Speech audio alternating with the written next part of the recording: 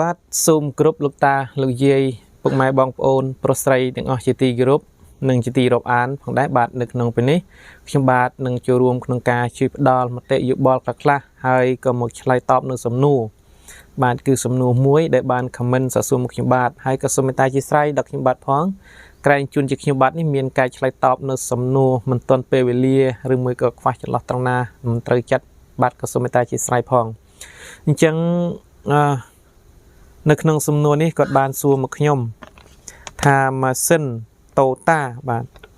មិនឲ្យប្រេងហើយបញ្ឆេះហើយកាំងមកពីអីបងបាទអញ្ចឹងនៅក្នុងចំណុចនេះវាមានច្រើននឹងដែលវាមានបញ្ហាបាទដែលធ្វើឲ្យជួបនៅបញ្ហាបាទបញ្ហានឹងដែលយើងធ្លាប់ប្រើរាល់ថ្ងៃវាមានខុសពីបញ្ហាដែលយើងទុកចោលបើយើងទុកចោលមានន័យថាវាមានបញ្ហាច្រើនចំណុចដែរបាទអញ្ចឹងនៅក្នុងចំណុចនេះខ្ញុំបាទនឹងលើកឡើងនឹងបង្ហាញថាអ្នកទាំងអស់គ្នាគួរតែនឹងស្រាវជ្រាវមើលពីដំបូងបាទពីដំបូងគឺយើងចាប់ដើមពីនឹងកាតាប្រេងឬមួយក៏ជានឹងធុងប្រេងបាទអញ្ចឹងយើងស្រាវជ្រាវមើលពីនោះមកនឹងពីទីយោវាចុះមកនឹងនៅក្នុងចំណុចនឹងកម្រងប្រេងបាទនៅកែវប្រេងអញ្ចឹងយើងមើលថាតើពីកាតានោះវាអាចចុះប្រេងនឹងវាហូរធ្លាក់ចូលមកដល់នឹងកម្រងប្រេងហើយនៅបាទអញ្ចឹងឲ្យស្រាវជ្រាវមើលថាតើបើសិនតែវានឹងធ្លាក់ចុះមកហើយយើងស្រាវជ្រាវបន្តទៀតពីនឹងកម្រងប្រេងនោះចុះមកនៅផ្លុងសើបាទចុះមកផ្លុងសើបន្តទៀតបើសិនតែវាមានស្ទះនៅក្នុងចំណុចណាអញ្ចឹងវាមានបញ្ហានៅក្នុងចំណុចហ្នឹងឯងបាទអញ្ចឹងបើសិនតែយើងស្រាវជ្រាវនឹងពីការប្រេងកម្រងប្រេងហ្នឹងវាធ្លាក់ចូលមកដល់នឹងផ្លុងសើដល់កូនជ្រូកហើយអញ្ចឹងយើងស្រាវជ្រាវមើលបន្តទៀតមួយដំណាក់មកមួយដំណាក់ស្រាវជ្រាវមកនៅក្នុងចំណុចនឹងប្រព័ន្ធនឹងប៊ិចបាទអញ្ចឹងប្រព័ន្ធប៊ិចបន្តទៀតថាតើប្រេងវាចេញពីផ្លុងសមកដល់ប៊ិចហើយឬនៅបាទអញ្ចឹងឲ្យស្រាវជ្រាវមើលបើសិនតែមកដល់ប៊ិចហើយនៅបញ្ហាប៊ិចនៅក្នុងចំណុចប៊ិចវាអត់មានដំណើរការអញ្ចឹងវាមានបញ្ហានៅក្នុងចំណុចប៊ិចនឹងឯង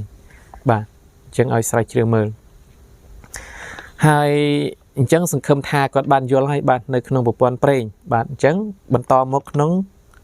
ដែលសំណួរដែលបានសួរថាកាំងបាទអញ្ចឹងបញ្ហាវាមានកាំងនេះក៏វាមានបញ្ហាក្តោបរួមមកដែរបាទអញ្ចឹងមិនថាយើងទុកចោលមិនថាយើងនឹងប្រើទេបាទអញ្ចឹងបើសិនតែយើងធ្លាប់ប្រើមានន័យថាវាមានបញ្ហាតិចតែបើសិនតែយើងទុកចោលវាមានបញ្ហាវាច្រើនបាទអញ្ចឹងដោយដែលខ្ញុំបានធ្លាប់ជួបមកកន្លងមកនេះបាទអញ្ចឹងបើសិនតែអ្នកទាំងអស់គ្នាធ្លាប់ប្រើរាល់ថ្ងៃបាទស្រាប់តែវាមានបញ្ហាវាកាំងអញ្ចឹងបញ្ហាចំណុចនេះខ្ញុំធ្លាប់វាមានបញ្ហាដែរខ្ញុំក៏លើកឡើងបង្ហាញសម្រាប់អ្នកទាំងអស់គ្នាយកទៅស្រាវជ្រាវមើលដោយខ្លួនឯងបាទអញ្ចឹងហើយបញ្ហាទី1គឺយើងមើលអំពីចំណុចនៅខូស្នេបាទជួនកាលយើងប្រើទៅក្រផ្លាស់ប្ដូរប្រេងបាតវាធ្វើឲ្យមានបញ្ហាវាអត់បូមប្រេងអត់ឲ្យមានបញ្ហាអីវាធ្វើឲ្យរលាកខូស្នេក៏ថាបានដែរនៅក្នុងចំណុចនេះបាទបន្ទាប់មកទៀតបើសិនតែវាអត់មានបញ្ហានៅក្នុងចំណុចខូស្នេឲ្យស្រាវជ្រាវមកនៅក្នុងច្បាប់បាទច្បាប់ក្រែងវាមានបញ្ហាវាខ្ទាស់ឬមួយក៏វាមានបញ្ហាវាស្អិតអីត្រង់ណាបាទបន្ទាប់ទៀតយើងពិនិត្យមើលនៅក្នុងក្រវ៉ាត់បាទក្រវ៉ាត់ក្រែងជួនវាមានបញ្ហាដែរវាគៀបឬមួយក៏វារលាកវាមានបញ្ហាហ្នឹងក៏ធ្វើឲ្យវាស្អិតវាកាំងដែរបាទអញ្ចឹងក្នុងចំណុចនេះហើយបន្ទាប់មកទៀតបើសិនតែយើងស្រាវជ្រាវមួយដំណាក់ទៅមួយដំណាក់មើលបដាងមើលអ្វីបើសិនតែមានបញ្ហានៅក្នុងចំណុចណាគង់តែមាននៅចំណុចណាដែលមានបញ្ហានោះទេបាទអញ្ចឹងគង់នឹងដឹងហើយបាទអញ្ចឹងសង្ឃឹមថានៅក្នុងសំណួរទាំងដែលខ្ញុំបានលើកឡើងនេះដើម្បីគាត់យកទៅស្រាវជ្រាវយកទៅនឹងស្វែងយល់គាត់នឹងអាចនឹងយល់ដឹងដោយខ្លួនឯងបាទអញ្ចឹងដោយដែលខ្ញុំបានជួបនឹងដែរម៉ាស៊ីនបើសិនតែយើងអត់នឹងប្រើការនឹងយើងទុកចោលក៏វាមានបញ្ហាវាកាំងវាស្អិតដែរបាទអញ្ចឹងដោយសារបញ្ហា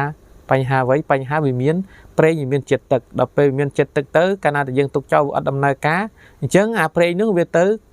ត្រង់ទៅវាអាចនឹងទៅកុំ វាកើតជាជ្រេះបាទជ្រេះហើយវាធ្វើឲ្យមានបញ្ហាស្អិតនៅក្នុងចំណុចនោះតើវាអាចនឹងជាប់គាំងនៅក្នុងចំណុចហ្នឹងឯងបាទអញ្ចឹងបើសិនជាយើងប្រើរាល់ថ្ងៃទៅវិញអានោះវាអត់មានបញ្ហាប្រេងវាអត់នៅទេបាទអញ្ចឹងវាអាចនឹងហៅថាវាចេញទៅអស់បាទអញ្ចឹងនៅក្នុងសំណួរនេះសង្ឃឹមថាម្ចាស់សំណួរនឹងបានយល់ហើយក៏សូមមេត្តាអធិស្ឋានផង